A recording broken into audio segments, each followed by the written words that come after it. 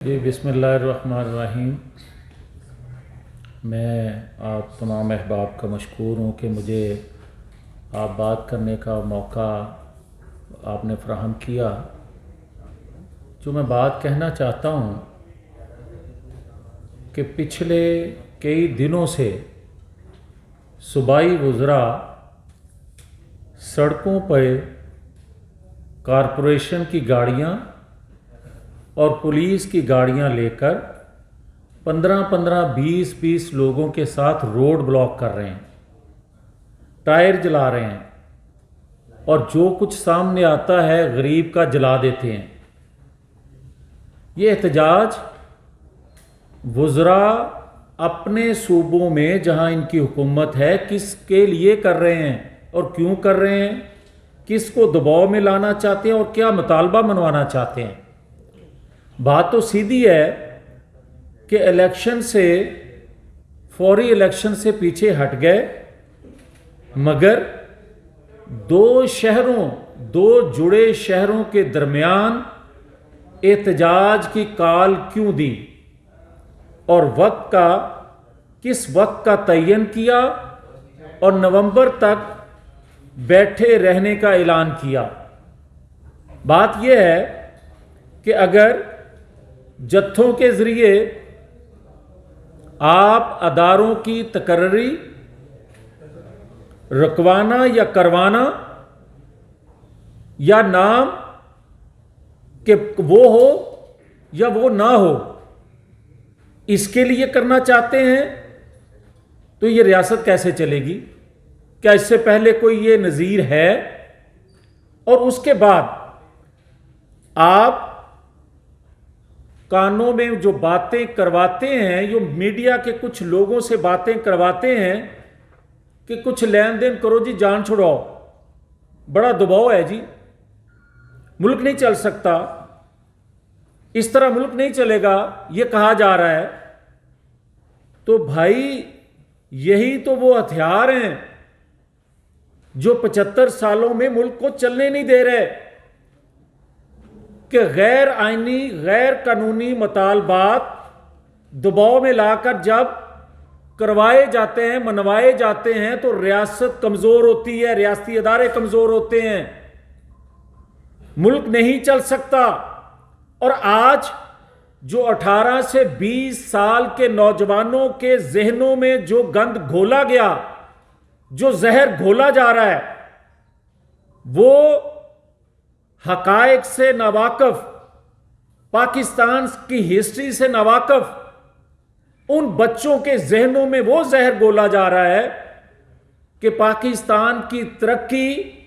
پاکستان کی خوشحالی، پاکستان کی آزادی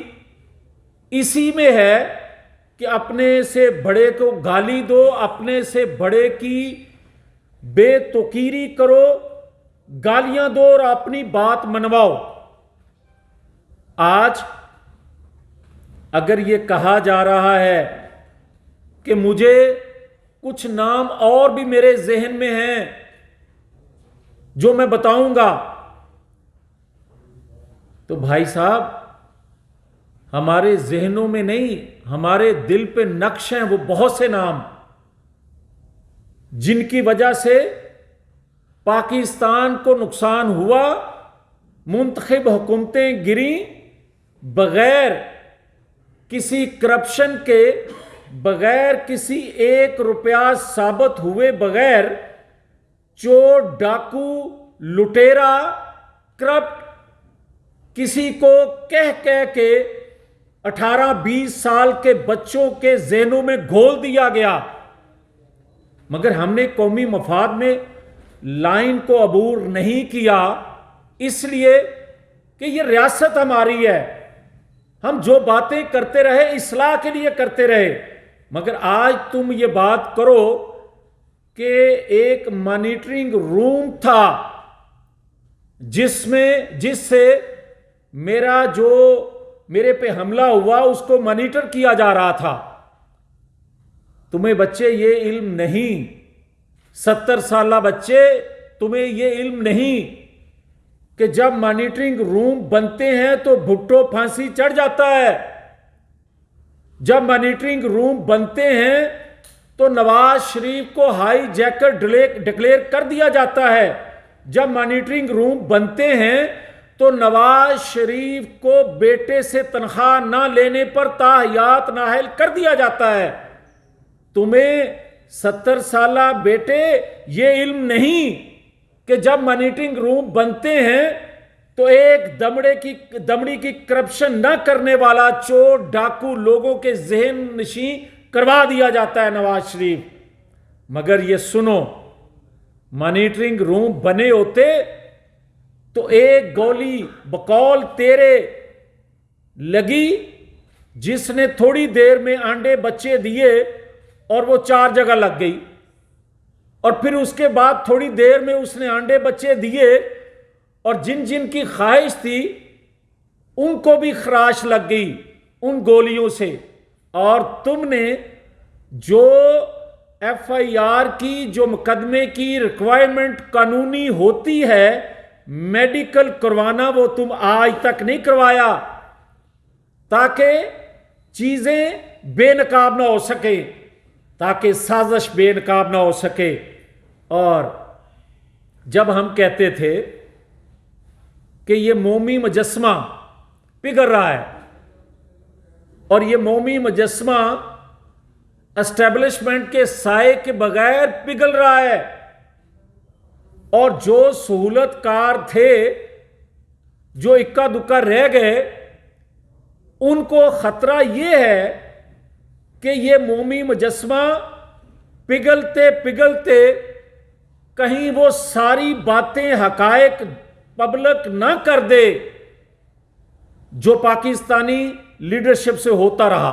جو پاکستان کے اداروں سے ہوتا رہا. مگر جب ہم یہ کہتے تھے کہ اکا دکا سازش کر رہے ہیں تو ہماری بات کو وزن نہ دیا گیا. اور آج ایک غیر ملکی میڈیا کو انٹرویو دیتے ہوئے عمران خان صاحب خود فرماتے ہیں، اقرار جرم کرتے ہیں کہ اداروں میں بیٹھے لوگ مجھے سہولت کاری، مجھے انفارمیشن دیتے ہیں. تو میرا سوال یہ ہے کہ جب ڈان لیکس ہوئی تھی تو حقائق تھے، مگر نواز شریف نے اداروں سے ٹکراؤ نہ کرنے کے لیے، اس سے بچنے کے لیے اپنے بے گناہ 4 لوگوں کو پیچھے ہٹا لیا. مگر آج ایک عمران خان ملک کے خلاف سازش کر رہا ہے تو ادارے سے اکا دکا جو اس کو سہولت کاری کا کردار ادا کر رہے ہیں بقول عمران خان کے، تو اتنے وہ طاقتور ہیں کہ ان کو بے نقاب ان کے ہاتھوں کو روکا نہیں جا سکتا قومی مفاد میں. تو پھر مجھے کوئی یہ بتائے کہ آج عمران خان بقول عمران خان کہ میں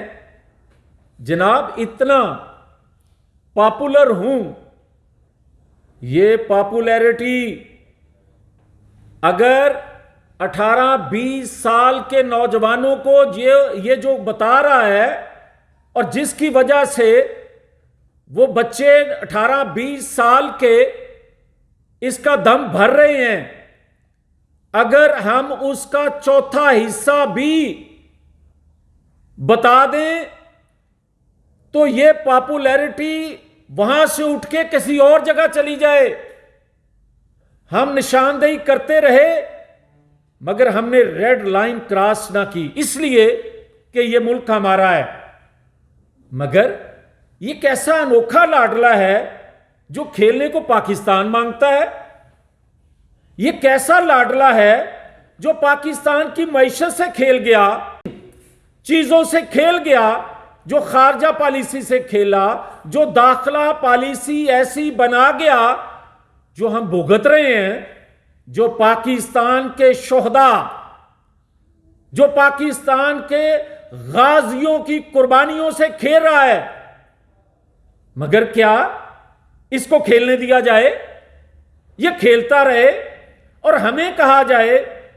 کہ جناب بڑے دباؤ میں ہیں، جناب پاکستان کو بچانا ہے، پاکستان کے لیے ہماری جان بھی قربان ہے،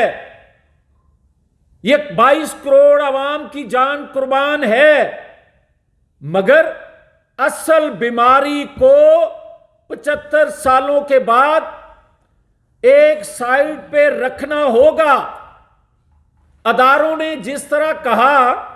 کہ ہم نیوٹر ہیں، آئین قانون کی پاسداری کرنا چاہتے ہیں، تو پھر کون ہے جو اس کے خلاف بھی سازش کر رہا ہے؟ کون ہے جو 25 سال کہتا تھا میں نے جدوجہد کی، 25 سال پرورش کی گئی، اور 25 سال کسی نے کسی مقصد کے لیے پرورش کی، مگر اس دوران کچھ اور بھی تڑکے لگتے رہے، اور جو اس نے بولا پچھلے 4 ماہ میں، کہا کہ پاکستان کا نیوکلیر خطرے میں ہے، اس نے کہا کہ پاکستان پر اگر میں نہیں تو اس سے بہتر ہے بم گر جائے، اس نے کہا کہ پاکستان کے خدا نخواستہ 3 ٹکڑے ہو جائیں۔ تو پھر آج بھی اگر ہم چپ رہیں گے اور یہ بتا دیں 2 صوبوں میں جو کچھ یہ کر رہا ہے بہت برداشت کر لیا، اگر 18ویں ترمیم آئینی حقوق دیتی ہے صوبائی حکومتوں کو، تو 18ویں ترمیم وفاق کو بچانے، ریاست کو بچانے کے لیے بھی گنجائش رکھتی ہے، اور یہ نہیں ہو سکتا کہ 15-20 لوگ اٹھیں اور ان کو پولیس کے تحفظ میں روڈ بلاک کرنے کی اجازت بار بار دی جاتی رہے، اور کوئی کہے کہ میں اسلام آباد اور پنڈی کے درمیان بیٹھ کے نومبر تک کسی تقرری کو روکنے یا اپنی خواہش پوری کرنے کے لیے دباؤ بڑھاؤں گا۔ ریاست اتنی کمزور نہیں ہے، حکومت اتنی کمزور نہیں ہے، اور ہم ہر حال میں پاکستان کا ریاستی اداروں کا دفاع کریں گے۔ دنیا میں کہیں ایسا نہیں ہوا کہ ایک دفاعی ادارے کی تقرری کو آپ گلی کوچوں میں ڈسکس کریں، گلی کوچوں میں مذاق بنا دیں، آپ کبھی ایسا نہیں ہوا، نہ ہونے دیں گے پاکستان کے اندر، بہت ہو چکا۔ اور میں یہ بار بار یہ کہہ رہا ہوں کہ اگر ڈان لیگز کے لوگوں کو، بے گناہ لوگوں کو ٹکراؤ سے، اداروں کے ٹکراؤ سے نواز شریف بچنے کے لیے ان کو پیچھے ہٹا سکتا ہے، تو بقول عمران خان کے جو سازش کرنے والے عمران خان کے سہولت کار ہیں، ان کو بھی بے نقاب کیا جائے تاکہ پاکستان کے خلاف ہونے والی سازشوں کو بے نقاب کیا جا سکے اور پاکستان کا امن چین اتحاد برقرار رکھا جا سکے۔